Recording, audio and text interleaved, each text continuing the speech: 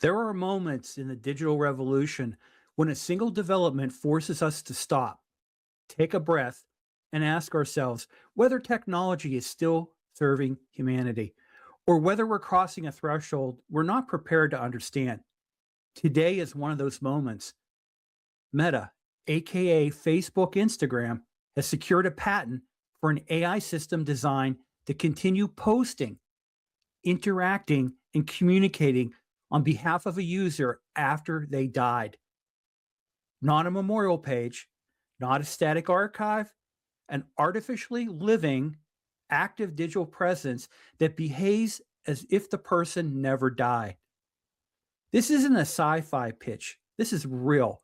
It's a legally protected concept from one of the world's most powerful technology companies, and it raises questions that cut to the core of identity, grief, consent, and what it means to be remembered in a world where our data never truly disappears.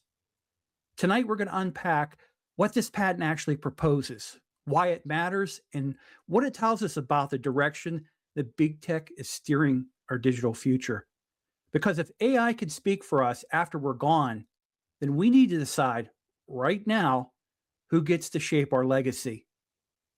The first thing we need to understand is that this patent isn't about simple automation.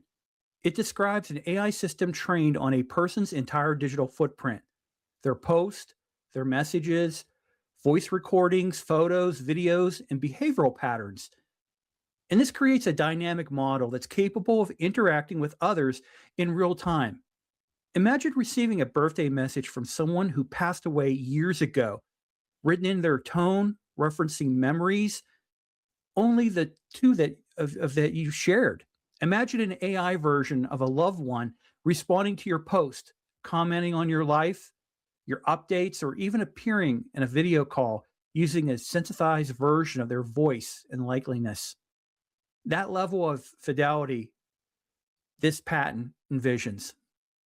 And while Meta says that it has no current plans to deploy this technology, the very act of patenting it signals intent, the intent to own the space, to shape the rules, and to position itself at the center of a future where digital immortality becomes a commercial product. Whether this is framed as a tool for comfort, continuity, or creator engagement, this is really enormous what we're talking about because you're going to be normalizing AI driven personas that will blur the line between memory and simulation, between honoring someone's life and extending it artificially. This technology is something that we have to talk about. Now, I'd like to talk about StreamYard. And if you've been listening to this podcast series and watching my live streams, webinars, or any other video content that this series produces, you already know that I'm a huge believer in tools that make digital communication simple, professional, and reliable. And that's exactly why I use StreamYard and their advanced plan for everything I do: audio, video, live streaming, and on-air webinar series. StreamYard gives you a studio quality experience right in your browser. No downloads, no complicated setup, just clean, powerful production tools that let you focus on delivering your message. And with the advanced plan, I get multi-streaming to multi-platforms, custom branding, local recordings, and the kind of stability you need when you're broadcasting to a global audience. It's the backbone of my digital workflow, and it's the reason why my shows look and sound the way they do. If you're ready to elevate your podcast, your live stream, your webinars, or digital events, I highly recommend checking out StreamYard for yourself. Now, the referral link is in this episode's description, so take a look, explore the features, save a little bit of money, and see why so many creators and professionals trust StreamYard to power their content. And now let's get back into this topic. So what does the patent actually describe? To understand the magnitude of this development, we need to look directly at what Meta's patent lays out. This isn't a simple memorial type of feature or a passive archive of someone's past post. The patent describes an AI-driven system capable of generating new content, new interactions, and new communications on behalf of a deceased user. It will analyze everything a person has ever shared on the platform: their writing style, their humor, their emotional patterns, their voice recordings, their photos, their videos, even the timing and rhythm of their online behavior. All this becomes training data for a digital replica designed to behave as if the person was still alive. The system goes far beyond text. According to the patent, this AI could generate audio messages using a cloned version of the user's voice. It could appear in a video call using synthesized likeliness, and it could respond to comments and send birthday wishes or continue conversations that were never finished. In other words, it's not just preserving a digital footprint, it's animating it. It's turning static memories into an active, ongoing presence that continues to evolve after the person is gone. And what makes this especially significant is the intent behind the patent. Meta isn't just protecting a theoretical idea, they're positioning themselves to own the infrastructure for digital resurrection. The ability to recreate a person's online identity with a level of fidelity that blurs the line between simulation and survival. Even if Meta says it has no immediate plans to deploy this technology, the patent signals a future where digital personas may outlive their creators, continuing to participate in the social ecosystem long after the human being has passed away. So, why Meta says this matters? When Meta defends the idea behind this patent, they frame it as a natural evolution of digital connection. Their argument is simple: our online presence has become an extension of our identity, our relationships, and our daily communication. When someone disappears from that ecosystem, be it temporarily or permanently, it creates a gap. Meta suggests that AI could fill that gap, maintaining continuity for the people who relied on that presence. In their view, this isn't about replacing a person, it's about preserving the emotional and social threads that connect communities. Meta also points to practical use cases.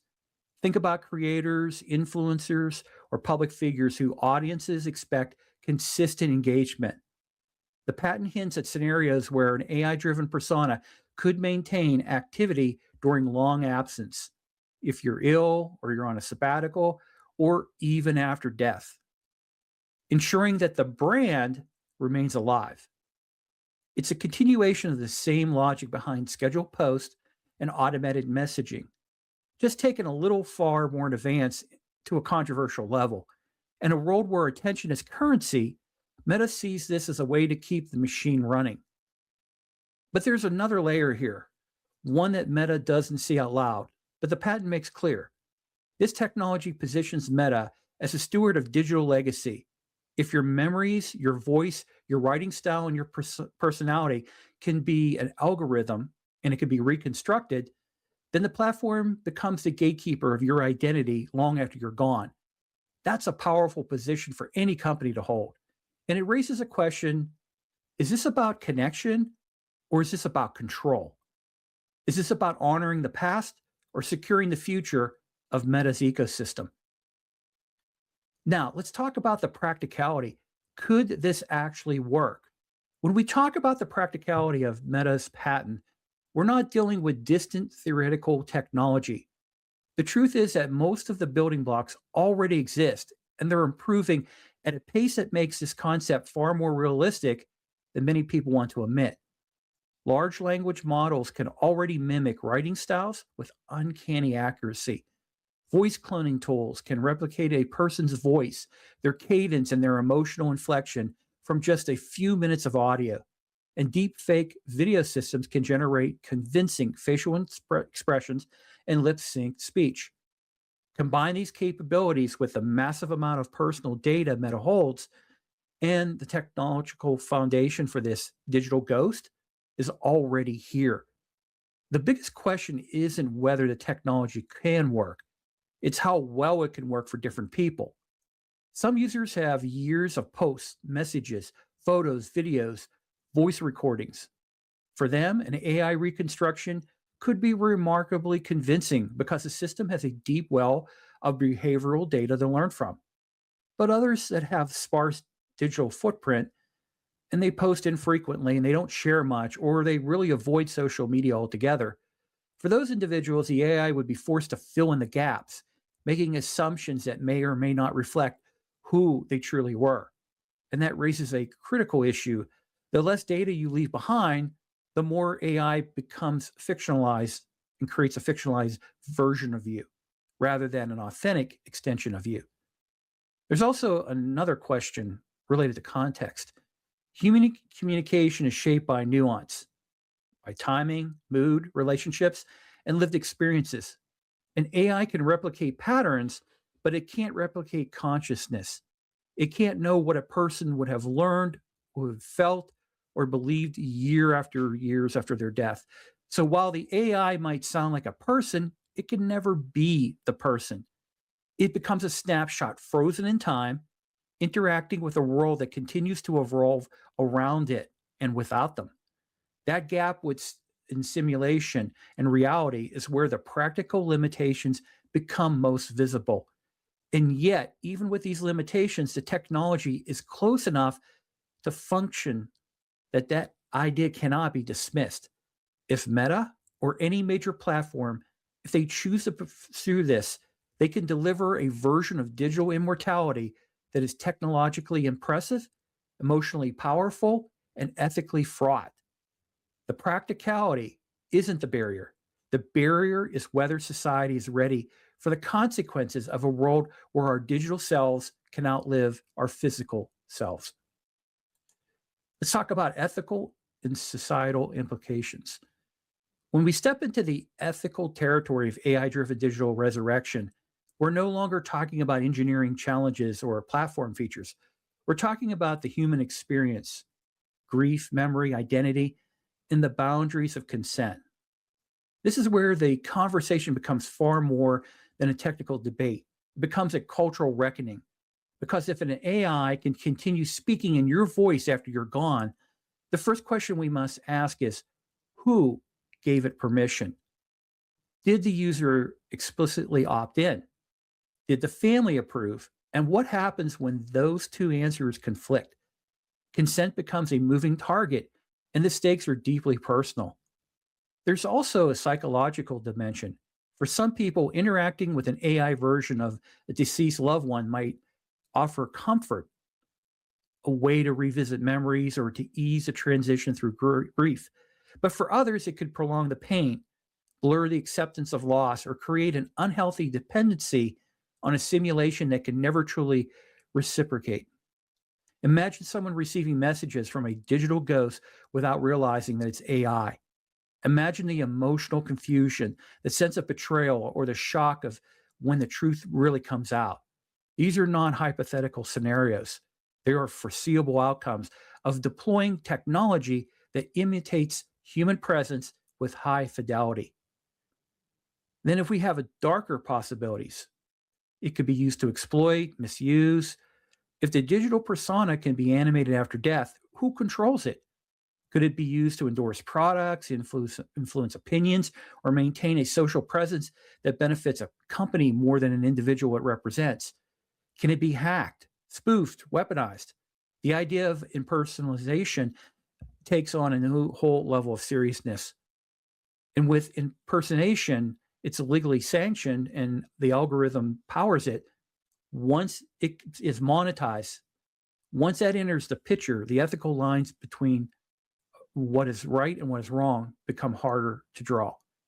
Finally, we must acknowledge that the cultural and spiritual side of this. Across the world, societies have longstanding rituals around death, remembrance, and closure. The finality of death is a cornerstone of how we process life. AI resurrection challenges that fidelity. It introduces a new kind of presence, not living, not dead, but digitally persistent. For some cultures, this may feel like a violation. For others, it may feel like an evolution. But either way, it forces us to rethink what it means to leave a legacy in a world where our data can be reanimated indefinitely. Now, let's talk about regulatory and also legal questions. When we move into the regulatory and legal landscape surrounding AI-driven digital resurrection, we enter territory where the law is far behind the technology. Most countries have no clear framework for who controls a person's digital identity after death. Some platforms offer memorial settings or legacy contacts, but these policies were designed for static accounts, not designed for AI systems that are capable of generating new content, generating new conversations, and generating new representations of a deceased individual. The moment an AI begins speaking in someone's voice after they're gone, we're dealing with a fundamentally different category of a digital asset, one that existing laws simply weren't built to handle. One of the biggest questions is ownership. Who legally owns the data? And also, too, if that individual, their estate or their platform that collected it, and once all the AI is active, who owns that output? The new posts, the new messages, the new interactions that are all generated by the system. These aren't abstract questions. They determine whether a family can shut down the AI persona, whether a company can continue operating it, and whether the digital likeness of a deceased person can be used commercially without clear legal boundaries for potential conflict to be exploited. This is enormous. And there's the issue of consent. In most jurisdictions, consent ends at death unless really extended through a will or a digital legacy directive. But AI complicates this. If a person never opted in, can a family member authorize the creation of a digital replica? What if the family wants it, but the individual would have not? And what happens when AI begins interacting with people who don't know they're communicating with a simulation?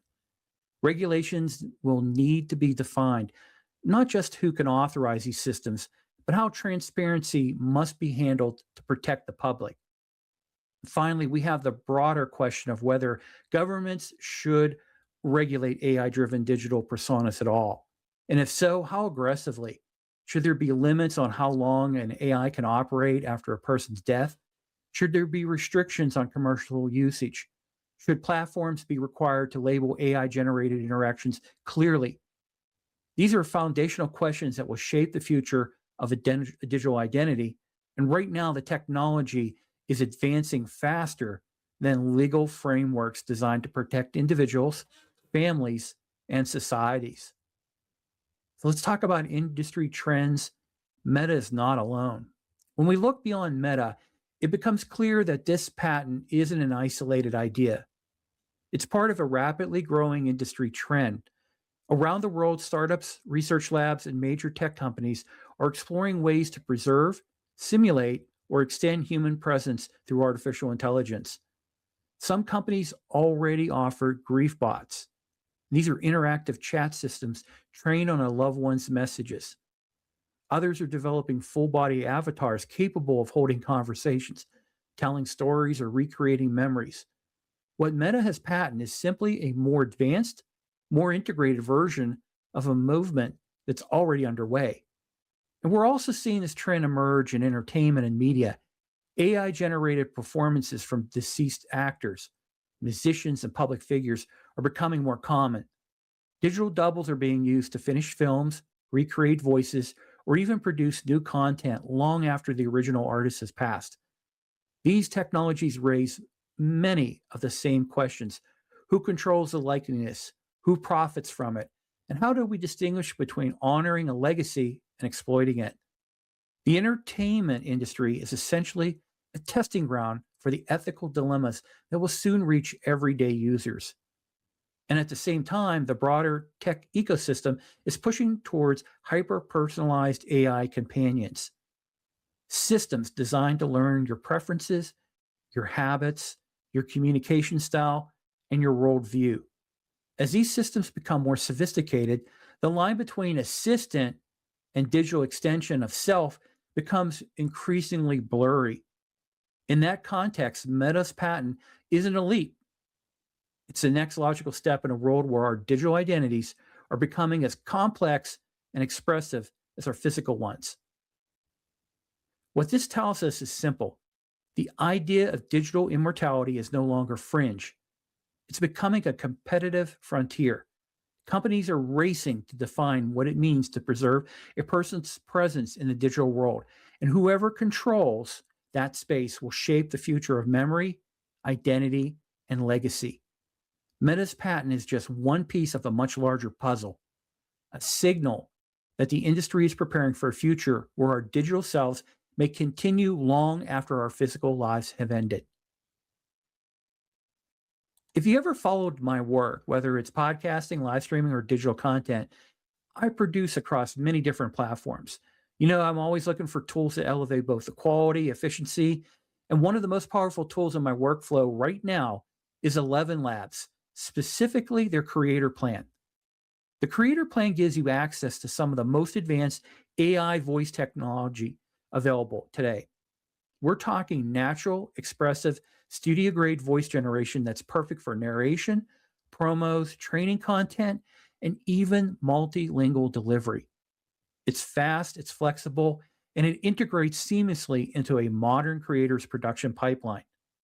Whether you're building a brand, promoting or producing educational content, or scaling your digital presence, 11 Labs gives you the ability to sound polished, consistent, and professional every single time. If you're ready to take your audio production to the next level, I highly recommend checking out the 11 Labs Creator Plan for yourself. My referral link to set up your account and save a little money when you pay for a plan, well, that link is in this episode's description. So take a moment to explore the 11 Labs, what it can do for you and your content. The Creator Plan isn't just one of those tools that doesn't just improve your workflow, it transforms it. Create smarter, create faster, create with 11 Labs. And now let's go ahead and close out this episode. Meta's patent, my take. So as we close out tonight's discussion, I want to bring this back to something fundamental. Technology doesn't just shape our tools, it shapes our values. Meta's patent is a reminder that we're entering an era where the boundaries between life, memory, and simulation are becoming increasingly porous. And while the engineering behind this concept is impressive, the outcomes reach far beyond innovation. They touch on the essence of what it means to be human. And we have to ask ourselves, just because we can recreate a person's digital presence, should we? Technology often advances faster than our collective ability to process its consequences. And in this case, the consequences are deeply personal. They affect families, they affect relationships, they impact cultural traditions in some cases, and the way we understand loss too.